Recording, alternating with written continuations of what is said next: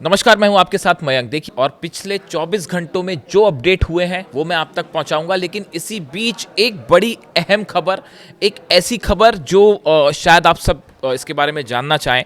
देखिए, ईरान की तरफ से अब जो मिसाइल्स फायर की जा रही हैं इसराइल पर, उनमें 5 मिसाइल्स हैं। 5 अलग अलग तरह की मिसाइल्स हैं जिन्होंने इसराइल में वो तबाही मचाई है जिसकी तस्वीरें जब आपके सामने आएंगी आप देखकर हैरान रह जाएंगे। इसमें देखिए, खैबर मिसाइल्स आप देख ही रहे हैं। सबसे बड़ा हमला जो है खैबर से हो रहा है, इमाद से हो रहा है, फतेह 2 से हो रहा है, सेजिल से हो रहा है और गदीर से हो रहा है। ये 5 मिसाइल्स अब एक साथ फायर की जा रही हैं। हर रात को ईरान की तरफ से ये मिसाइल्स फायर होती हैं और पूरे इसराइल में भयंकर तबाही मची हुई है। जो बताया जा रहा है कि 5 से 6 हज़ार बिल्डिंग्स को नुकसान पहुंचा है। और इसके अलावा एक जो बड़ा अपडेट आया है, देखिए, एक मैं विजुअल देख रहा था गिरने का। मिसाइल जो हिट करी बीरशेबा का विजुअल था। वो बीरशेबा में एक मिसाइल गिरती है और मिसाइल जिस जगह पर गिरी वहाँ पे एक बंकर बना हुआ था जिसमें इजरायली छुपे हुए थे। बताया जा रहा है कि उसमें सेना के कुछ अधिकारी भी शेल्टर लिए हुए थे इसराइल के। उसके ऊपर खैबर मिसाइल गिरी और उसके बाद जो धमाका हुआ, उस धमाके ने आसपास के 250 इमारतों को तबाह कर दिया और बड़े पैमाने पर जो है वो बिल्डिंग्स गिर गई। अब आप इमेजिन करिए, सोचिए कि अगर एक मिसाइल गिरती है और आसपास की 250 बिल्डिंग्स को अगर नुकसान पहुंचता है तो कितना भयंकर इम्पैक्ट होगा उस मिसाइल का। इस स्तर की मिसाइल्स गिर रही हैं और बताया जा रहा है कि हर मिसाइल में अब 1,000 किलो के वॉरेट्स लगे हुए हैं। इस तरह की खबरें आपने देखी होगी।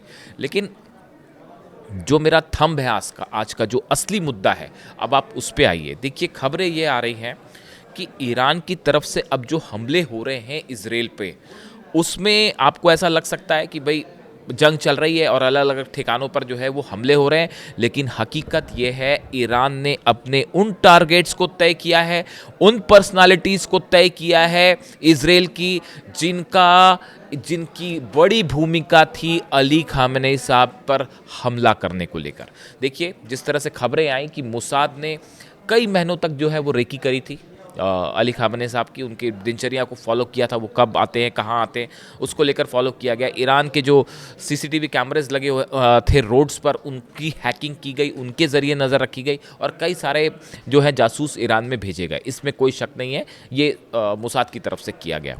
इसके बाद बताया जा रहा है कि अब जो स्ट्राइक्स हो रही हैं उसमें मोसाद से जुड़े हर उस शख्स को टारगेट किया जा रहा है जो उस आखिरी प्लानिंग में शामिल था, जिसमें ये फैसले हुए और जिसमें जो है वो हमले का पूरा प्लान तैयार हुआ। इसको लेकर जो सबसे बड़ी खबर है, 5 अलग अलग बिल्डिंग्स हैं जो कि मोसाद से जुड़ी हुई हैं, इंक्लूडिंग मोसाद हेडक्वार्टर, जिसको पूरी तरह से तबाह कर दिया गया है। देखिए, ये खबर थी, मैंने इस पर वेट किया इस बात को समझने के लिए कि क्या वाकई ऐसा है। देखिए, जंग में आपको एक ऊपरी लेवल की जंग दिखाई दे सकती है जिसमें हमले हो रहे हैं, दोनों तरफ से मिसाइल गिर रही हैं, इसराइल की तरफ से फाइटर जेट से हमले हो रहे हैं, ईरान की तरफ से मिसाइल्स मारी जा रही हैं। लेकिन अंदर की जो वॉर रीडिंग्स हैं, जो वॉर एक्सपर्ट्स जो चीज़ें बता रहे हैं कि अब ईरान के जो हमले हैं वो बड़े टारगेटेड हैं और खामेनेई साहब के उनकी शहादत को लेकर, उनकी हत्या को लेकर जो लोग उसमें शामिल थे वो टारगेट हैं। अब देखिए, इसमें पहली बात तो ये कि 5 अलग अलग मोसाद की बिल्डिंग्स पर हमले हुए। मोसाद का हेडक्वार्टर तबाह हुआ। आपने देखा होगा, करीब 3 दिन पहले ये खबर आई थी कि इसराइल का स्पाई रडार सिस्टम जो है वो तबाह हो गया है। अब ये इजरायली स्पाई रडार सिस्टम क्या था? इसके जरिए तेहरान में जासूसी की जा रही थी। जो बड़े लीडर्स थे ईरान के, चाहे वो मिलिट्री से जुड़े हों, एयरफोर्स से जुड़े हुए, इंटेलिजेंस से जुड़े हों, इन पर नज़र रखी जा रही थी। आईआरजीसी के बड़े अधिकारियों पर नज़र रखी जा रही थी और उसमें ये इसराइल का जो स्पाई रडार सिस्टम है इसकी अहम भूमिका थी। अंजाम क्या हुआ? उसके ठीक ऊपर खैबर मिसाइल गिरी और वो पूरी तरह से तबाह हो गया। उसके बाद खबरें जिस तरह से खबरें आई कि इसराइल के जो मिनिस्टर हैं, सिक्योरिटी मिनिस्टर हैं इटामार, उनके ऊपर जो है हमला किया गया, इस तरह की खबरें आई। अभी उनकी कैसी हालत है वो पता नहीं। इसके बाद देखिए खबर क्या आती है, इस तरह की भी खबरें चल रही हैं कि जो मोसाद के चीफ हैं डेविड बानिया, इनके ऊपर हमला किया गया है। और ईरान की कुछ एजेंसीज ने तो ये भी दावा किया है कि उन हमले में उनकी मौत हो गई है। इस तरह की दावे ईरान की तरफ से किए जा रहे हैं, लेकिन इसको अभी वेरीफाई करना संभव नहीं है। दुनिया की कोई एजेंसीज इस समय इन आरोपों को जंग के बीच में वेरीफाई नहीं कर सकती, लेकिन ये ज़रूर है कि करीब 5 बिल्डिंग्स जो हैं वो तबाह हुई। ईरान की तरफ से ये कहा गया कि एक बिल्डिंग में ये बंकर में थे और उसके ऊपर निशाना साधा गया। अब आप 2-3 बात देखिए कि स्पाई एजेंसी सबसे बड़ी मोसाद, जो कि हर ऑपरेशन को अंजाम दे रही है, उसके 5 ठिकानों पर हमले होते हैं। यानी आप देखिए कितना स्पेसिफिक रडार्स के जरिए या नेविगेशन की स्पेसिफिक जानकारी थी ईरान के पास कि मिसाइल्स कहाँ गिराना है। इसका मतलब बड़े स्तर पर रडार के लेवल पर मदद हो रही है। यानी निशाने सिर्फ ऐसे नहीं साधे जा रहे कि बस आंख बंद करके मिसाइल गिरा दी गई, ऐसा नहीं है। बिल्कुल मिलिट्री के इंस्टॉलेशंस, मोसाद के इंस्टॉलेशंस, एयरफोर्स से जुड़े इंस्टॉलेशंस, बताया जा रहा है कि इजराइल के 2 एयरपोर्ट पूरी तरह से तबाह हो चुके हैं, जो अब रनवे वहाँ से टेक ऑफ नहीं हो पा रहा, इतनी ज़बरदस्त तबाही मची है। तो अब देखिए डेविड बानिया अभी कैसे हैं, क्या है, जिंदा है या नहीं, ये जब तक वो खुद बाहर नहीं आएंगे उनकी कोई तस्वीर नहीं है। इस दावे के बाद से जो ईरान ने किया है उसके बाद से देखिए कोई एजेंसी ने इसको कंफर्म भी नहीं किया, लेकिन डेविड बानिया का कोई प्रेजेंस का कोई सबूत भी सामने नहीं है। इसलिए अभी ये कहना सही नहीं है कि डेविड बानिया जिंदा है या नहीं जिंदा, लेकिन ये ज़रूर है कि लगातार मोसाद को निशाना बनाया जा रहा है। देखिए इसके अलावा एक और बड़ी खबर ये है कि आपने देखा होगा कि लगातार इस तरह की खबरें आ रही हैं कि बंकर्स को निशाना बनाया जा रहा है, और अब ईरान ऐसी मिसाइल्स को दाग रहा है जो कि बंकर्स को तोड़ते हुए हिट कर रही हैं। हमने कई समय पहले जो है मैंने एक वीडियो बनाया था, करीब 5-6 महीने पहले की बात होगी, कि जो टेक्नोलॉजी अमेरिका के पास है बंकर बस्टर बॉम्ब्स की, उसी तर्ज पर बंकर बस्टर मिसाइल्स जो है वो ईरान तैयार कर रहा है। इस तरह की खबर मैंने करीब 6 महीने पहले वीडियो में लाया था, आपको बन गया होगा। अब आप देखिए खबरें किस तरह की आ रही हैं। खबरें आ रही हैं कि ईरान की मिसाइल गिरती है कहाँ पे, तेल अवीव में या हाइफा में या बीरशेवा में, और वो बंकर को तोड़ते हुए अंदर जाके फटती है और अंदर सबकी मौत होती है। यानी पहली बात तो वो खबर सही साबित हुई बंकर बस्टर वाली, कि बंकर बस्टर मिसाइल्स हैं। और दूसरा आप देखिए ये कैसे तय हो रहा है कि किस बंकर पे कहाँ निशाना साधा जाए।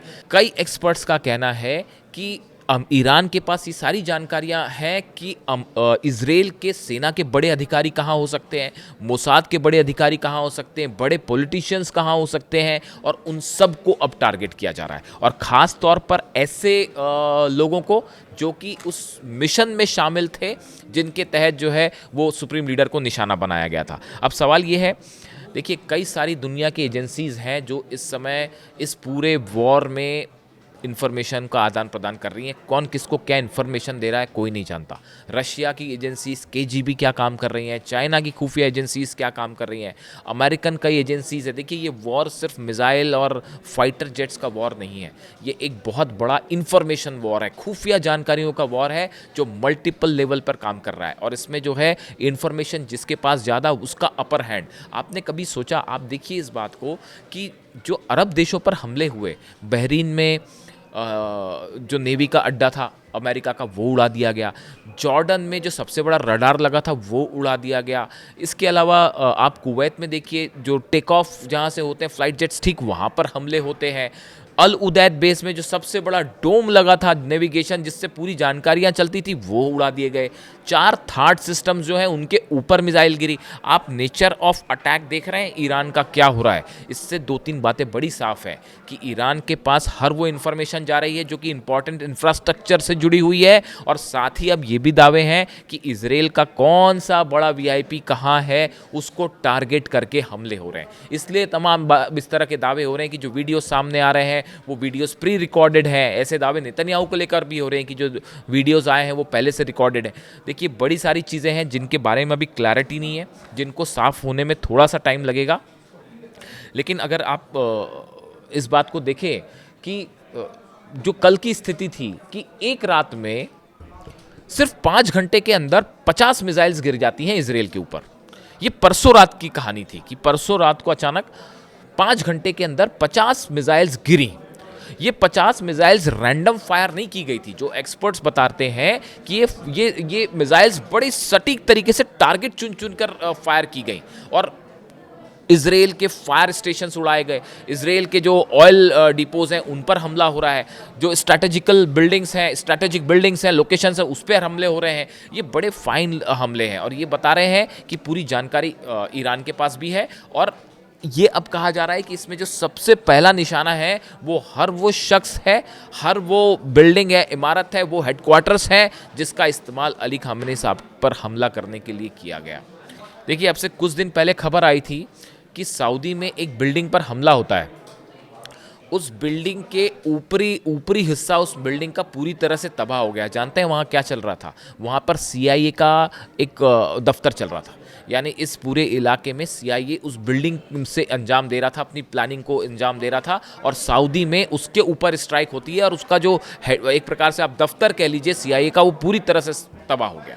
यानी ये हमले आपको ऐसा लग सकता है कि रैंडम हमले हैं, लेकिन ऐसा है नहीं, बड़ी स्पेसिफिक हमले हो रहे हैं। और अब ईरान का मुख्य टारगेट है चुन चुन कर हर उस शख्स को ख़त्म करना जो सुप्रीम लीडर के असैसिनेशन में शामिल था। और ये हमले इसी तरह से हो रहे हैं। देखिए, अभी इसमें से कितने लोगों की मौत है ये अभी आंकड़े कुछ समय बाद सामने आएंगे, सबूत कुछ समय बाद सामने आएंगे। लेकिन ईरान का दावा है ये जंग तब तक नहीं रुकेगी जब तक खामेनी साहब पर हमला करने वाला एक भी हत्यारा या उन पर निशाना बनाने वाले शख्स जीवित है। यानी ये जंग लंबी चलने वाली है और किसी भी दोषी को छोड़ा नहीं जाएगा, ये कहना है ईरान का। जो भी अपडेट होगा आप तक पहुंचाऊंगा। Thank you so much.